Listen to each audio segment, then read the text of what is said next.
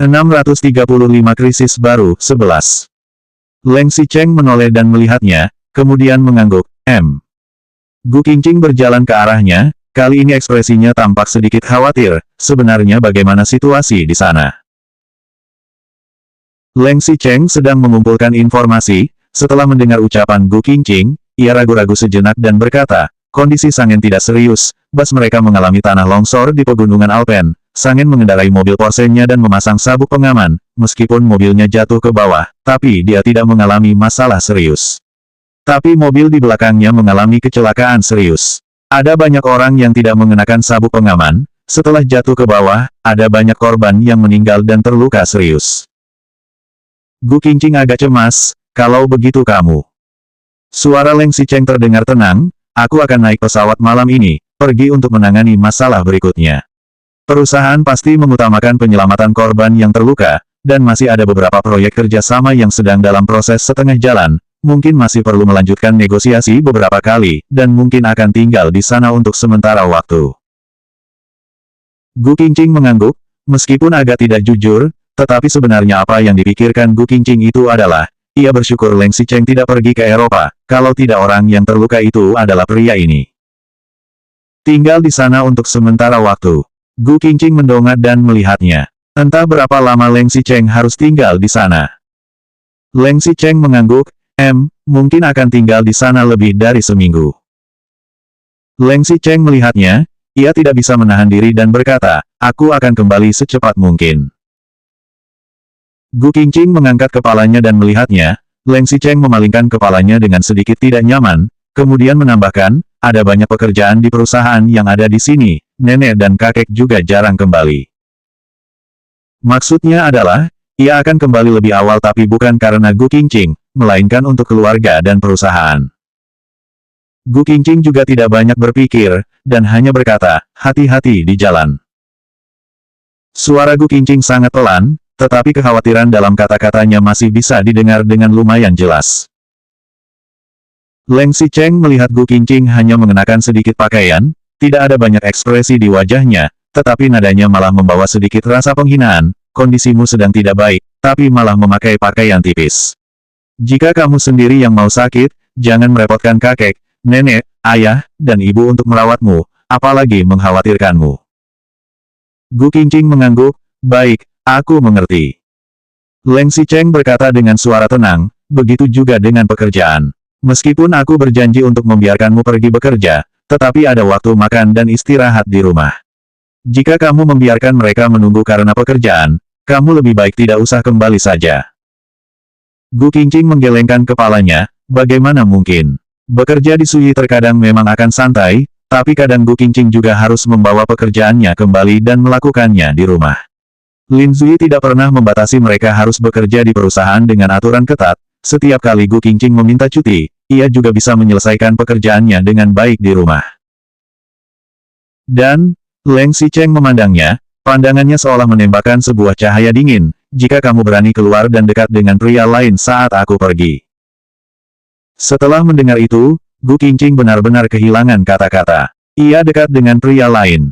Siapa? Ia pun mulai menyangkal, justru kamu yang harus hati-hati. Aku tidak dekat dengan lelaki manapun.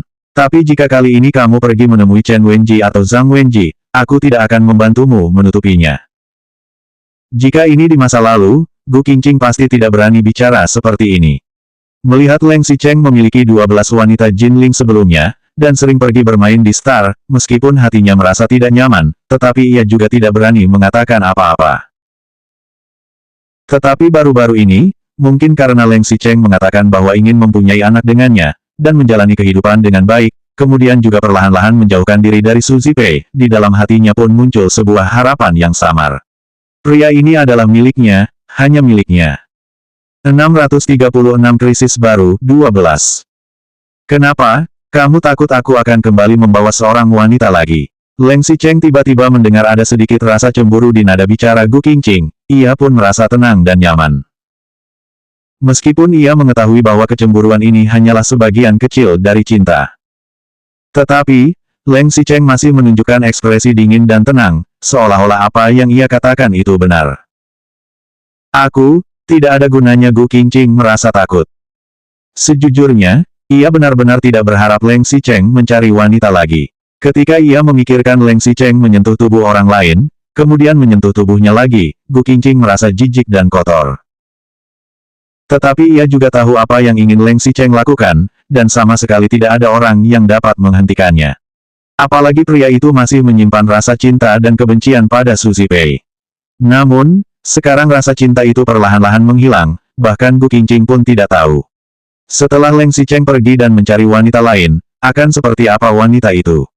Apakah ia masih bisa berada di samping Leng Xicheng seperti sekarang? Gu Qingqing bahkan tidak berani membayangkan akan seperti apa perasaannya saat Leng Xicheng menemukan wanita lain lagi, bahkan hanya memikirkannya saja membuat hatinya merasa sangat tidak nyaman. Jika kamu benar-benar melakukannya, aku. Apa yang harus ia katakan? Apakah ia harus berpura-pura buta, tuli dan bisu seperti di masa lalu? Entah bagaimana Leng Xicheng akan bermain-main dan membuat masalah di luar sana, apakah ia harus kembali bersikap seolah-olah tidak melihatnya? Atau berusaha mengatakannya, kemudian ia akan diabaikan, bahkan mungkin ia harus memohon pada Leng Xicheng agar pria itu tidak keluar mencari wanita lain, dan menyuruhnya fokus pada dirinya sendiri. Apa yang akan kamu lakukan? Kali ini Leng Xicheng benar-benar yakin bahwa ia melihat ekspresi terguncang dan sedih di wajah Gu Qingqing. Ia membacanya dengan benar, Gu Qingqing benar-benar peduli padanya. Ia telah lama menunggu perubahan sikap Gu Qingqing, begitu lama hingga bahkan dirinya pun tidak tahu kapan Gu Qingqing kembali menyukainya seperti di masa lalu, saat wanita itu benar-benar tulus padanya. Jika aku membawa pulang wanita lain, apakah kamu akan mengadu pada orang tua kita seperti dulu? Kapan aku mengadu? Gu Qingqing marah. Leng Xicheng kemudian berkata dengan tenang, iya kan? Bukankah memang seperti itu saat aku kembali dari Inggris? Itu bukan aku. Saat ia kembali dari Inggris, Luo Qingsui memang meneleponnya untuk menginterogasi. Tetapi itu juga karena ia sudah keterlaluan, dan sama sekali bukan Gu Qingqing yang mengadu. Itu salahmu sendiri, membuat skandal hingga sampai tersiar kabar di TV dan koran. Maksudmu, jika aku punya wanita simpanan di luar sana, selama ayah dan ibu tidak peduli, kamu juga tidak akan bertanya, begitu? Leng Xicheng bertanya dengan suara tenang. Gu Qingqing benar-benar tidak tahu harus bagaimana menjawabnya. Setelah diam cukup lama, ia baru berkata, selain itu Chen Wenji. Lalu Leng Xicheng berkata dengan lebih dingin, atau, kamu tidak suka sikap arogan Chen Wenji, karena dia membuat masalah denganmu di Suyi sebelumnya. Selama aku menemukan wanita yang patuh, maka kamu tidak akan peduli, begitu? Gu Qingqing terdiam cukup lama, kemudian menundukkan kepala, sedikit kecewa dan tidak bersemangat. Ia benar-benar bodoh, dirinya diselamatkan 2 kali oleh Leng Xicheng, ia membiarkannya punya anak karena tekanan dari orang tua, lalu ia langsung berpikir bahwa mulai sekarang dirinya dan Leng Xicheng bisa menjadi suami istri yang baik.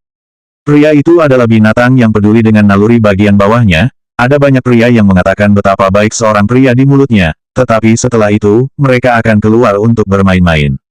Dan Leng Xicheng termasuk orang yang berterus terang. Ia kira Leng Xicheng benar-benar hanya akan menjaganya seorang seumur hidup di masa depan. Lakukan saja apa maumu. Selanjutnya bab 637 krisis baru 13.